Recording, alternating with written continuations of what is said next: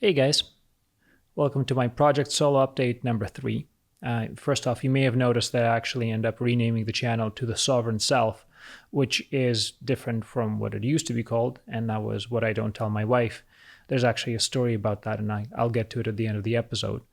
For now, I'm going to try to keep this video shorter than the last one, so hopefully I'll succeed. So let me start off by recapping the third week of Project Solo, and it actually turned out to be a much harder week than any of the first two.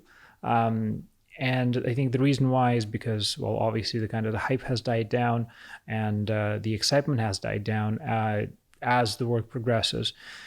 But mostly it was because I had a much harder time still trying to explain to the people who I like, to my family, to my friends, or even to strangers, what is exactly that I'm doing with this project and why am I doing it? Why actually being the more important question?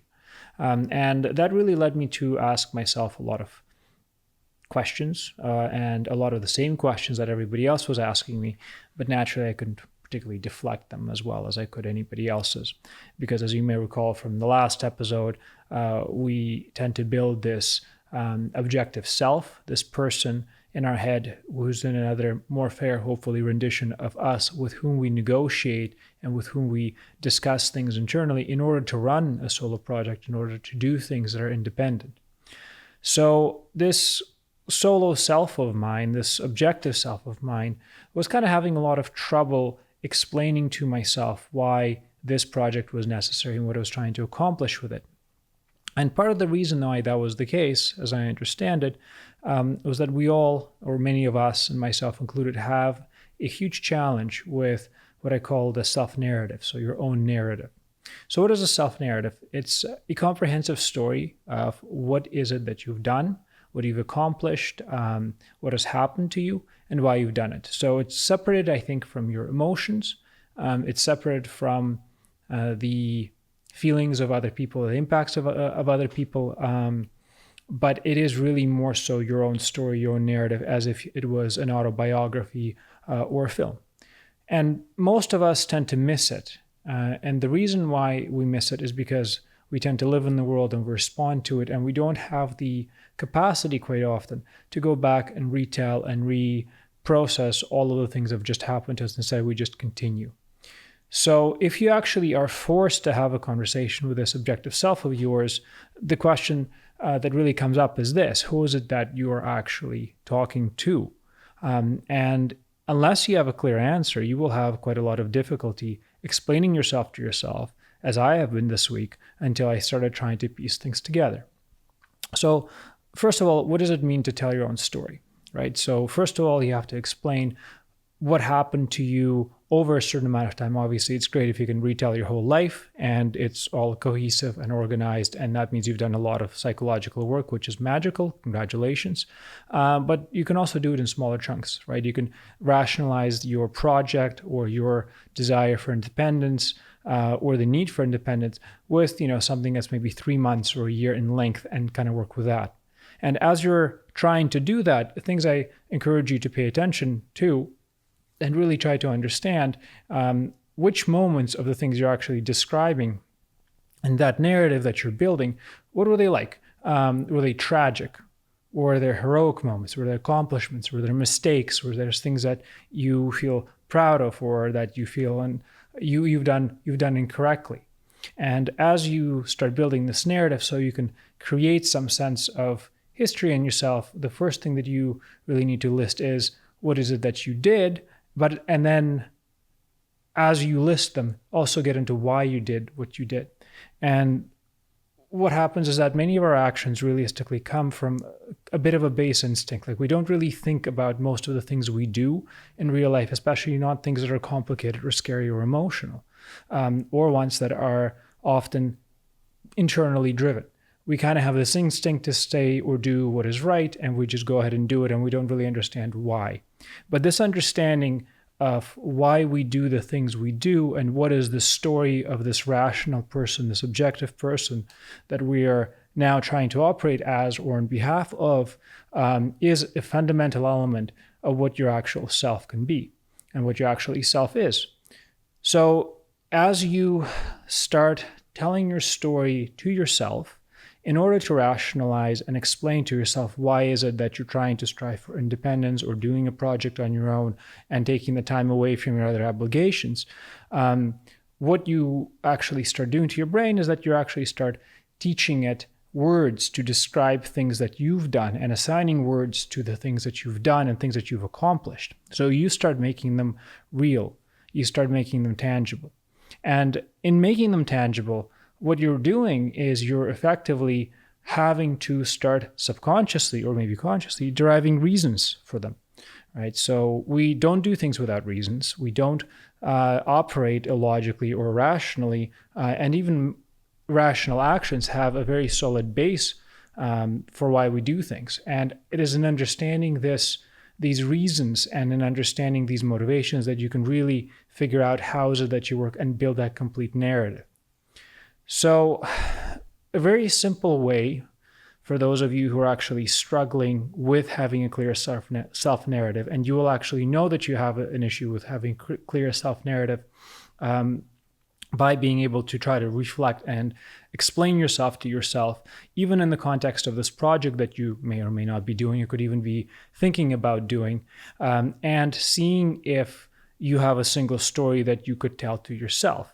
And as you start doing that, one simple way to do it is you can write it down. Like if you're actually writing it down in a journal, do it chronologically and stay away from writing about things like feelings, things that are subjective, things that are transient. Kind of try to focus, I think, more on what happened and why it happened, and be very careful with your words, right? So try to make every word beautiful, write it like a card. Really try to get your brain to think and process it, because in this retrieval of information and retrieval of memories, what it's going to do is it's going to help you build this sense of self and build this sense of time within yourself that you can later on use for communication and negotiation within your own being.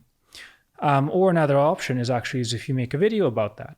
So if you can sit in front of a camera and tell yourself about yourself, that is an amazing exercise. It's much harder than it looks. Actually, in the first video, when I had to try to introduce myself, I was having quite a hell of a time trying to explain who I was to a group of people, to the internet, but most importantly to the camera facing me, in a way that didn't sound broken up or fake. And I actually don't think I even did that good of a job with it. And there was actually one particular negative comment thread that called me out exactly on that, and the fact that it came off as something that wasn't genuine and didn't seem like it was well put together, which is actually part of the reason I even came out to this idea of why is it so important to have the self-narrative and why is it so important to build it. So thank you very much, Mary. I appreciate it. Also, I do think that you should probably benefit from having a puppy in your life. So good luck, Project Solo. So why should you care to put together your own narrative? Well, like I said, you want to be able to have a conversation with yourself. And if you do, then you actually need to know who you're talking to, because how can you talk to somebody you don't know? And that's kind of one benefit. The second benefit, which is actually a very, very important benefit, is that as you're building out your narrative, you will start finding that there's gaps in the things that you remember or the things that you can talk about. And those gaps are tremendously important, right? There can be traumatic memories. They can be memories you haven't processed. They can be memories that you've been overwhelmed by, things that have been triggering you, things you've been avoiding, things you couldn't understand or comprehend or accept, right? And in building this timeline and finding those spots where, the record kind of breaks, you start understanding how these past events can start impacting or have been impacting your current self and will be impacting your future self.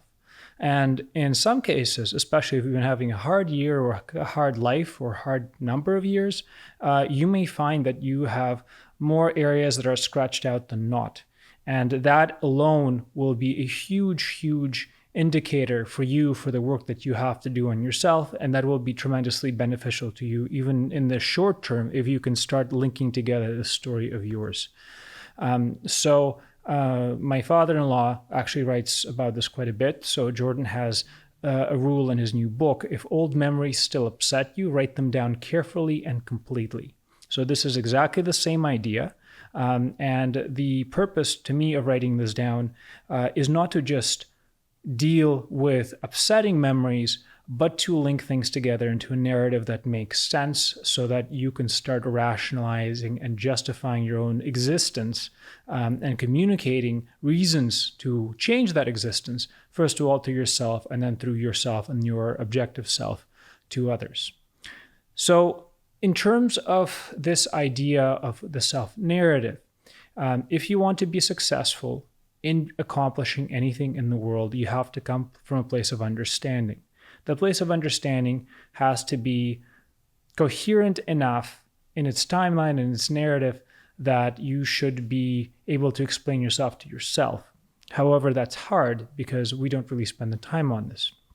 So one thing I've kind of realized in this particular line of thinking is that one of the worst tortures that is everybody's still allowed to inflict in the civilized world, in prison or jail or even regular life, is solitary confinement, right? Isolation. So why is isolation, why is being in solitary confinement so difficult to you? And that doesn't really make sense because, you're not getting tortured, you're not getting beaten, you just have to lie in a room with yourself and, do nothing, sleep, do push-ups, whatever matters. But what I think happens is that when we are in isolation, we are being forced to have to revert back into our own mind and start thinking about this particular narrative of ours and trying to have this conversation with ourselves about, whatever is torturing you, really. Like whatever the gaps are in what you're thinking, whatever the gaps are in what has led you to be in isolation, whatever your fault is, what was the occurrence, how are you going to get out of it? All of these things start ballooning in your head. And if you do not have a coherent narrative, it is going to be those parts that you cannot explain, that you've avoided, that you did not think about or chose not to think about. They're going to bubble up and they're going to torture you. And they're going to torture you in a way that's going to be worse than most other humans can inflict upon you, even if they were to beat you with metal sticks and, pour water over your face. So this idea of having a narrative is so excruciatingly necessary for your well-being that I think it is something you should definitely spend a lot of time on, especially as part of your project solo, but even if you're not doing one, because what you need to gain from it is the ability to be solitary, the ability to be self-sufficient as if you're solitary, if you're alone, and not be tortured by whatever you've done.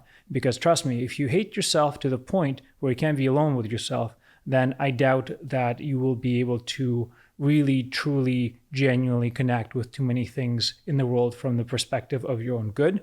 Because if you can't even like yourself enough to learn your own story and talk to yourself, I don't see that if there's going to be a base where you can accomplish really anything in terms of independence and a genuine connection with others from a selfless angle.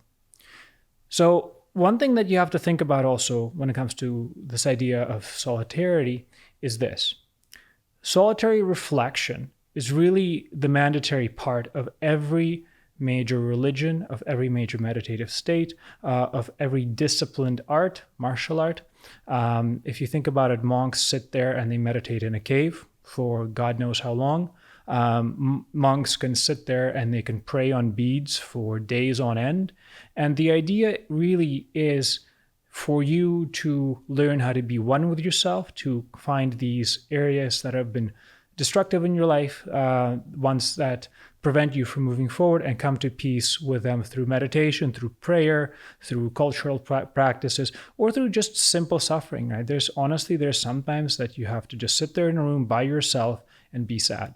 And let yourself be sad and wait for that sadness to end and for your brain to process it. And of course, there's, escapes. You can absolutely run away from this. You can get into drugs and alcohol, and you can really burn your mind out, or you can just avoid this situation forever by latching on to people. But realistically, we all fear that if we are going to be alone, we fear this because we know that there's going to be things in our mind that are unfriendly to us and that we're not self-sufficient.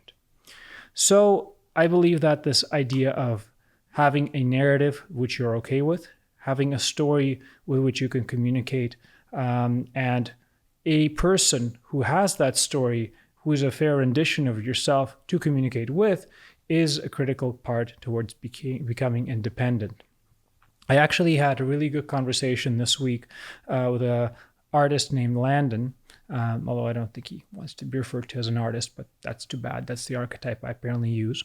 And what he told me, because we were talking about what is it that is the source of his creativity and where does he find this creativity, especially because creativity is a hugely individual function. It's, well, probably the most important individual function. And what he said is that he had to find his creativity in solitude, that he spent a lot of his time alone. And it is in the suffering that the solitude causes that your brain has to come up with ways to resolve it and then express it. And then it's a bit of a do or die type of situation, that if you don't figure it out, you're not going to make it and you don't survive, and you will kill yourself one way or another, or you will just continue suffering into eternity. And this really struck it with me as well, because again, coming back to the idea of if you need to be independent and if you need to be self-sufficient, and if you want to take on responsibilities in the world from a place of genuine kindness, as opposed to the expectation of some form of gain or reward, then you have to have this ability to first be alone, right? And be in solitude, and be in solitude peacefully, and use that solitude to find happiness, from which you can then propagate yourself towards doing more things for others without risking the existence of that happiness, or without becoming dependent for your happiness on other people. So only once you've really balanced your past, and once you're comfortable with that solitude, can you start making any type of sacrifice. Because what will happen is that once you build this type of mind state, you know that no matter what, no matter who you're with, who may choose to leave or may choose to stay, no matter what is it that you undertake that may succeed or fail, no matter whom you try to bring in, who may love you or who may betray you, you will know that there are reasons for what you did, that you've come to some semblance of peace with those reasons.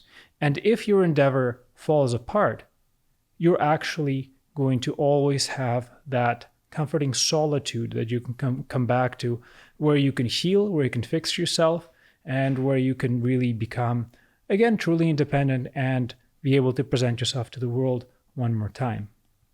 So my idea for the renaming of the channel very much came from this, right? The idea that, first of all, we need to know how to be independent and we need to be solitary. And it is this ability to be solitary that allows us to start taking control of our life and really became sovereign. Sovereign being self-ruling, independent, self-determinant, not controlled by anybody else, and being able to interact as a centralized single entity. That's why I'm calling it the Sovereign Self as a channel, because the goal of this specific channel is to bring myself and see if others want to benefit or in any way, shape or form engage with that particular journey of mine towards becoming self-ruling, self-sacrificing in ways that I choose to do so independently, and self-sufficient, as one would assume would be, a character of a whole country, for instance. And we definitely have plenty of knowledge in us and plenty of interesting things in us to fill quite a lot of mental space.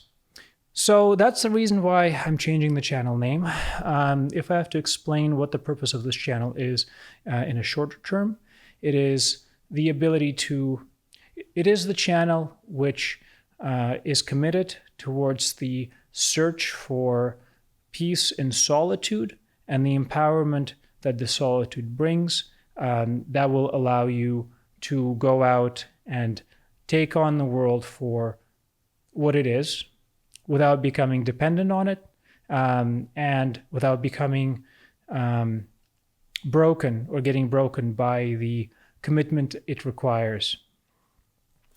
Clearly, I still have to work on that explanation a little bit more, but I'll do that over the next couple of weeks and keep going with that.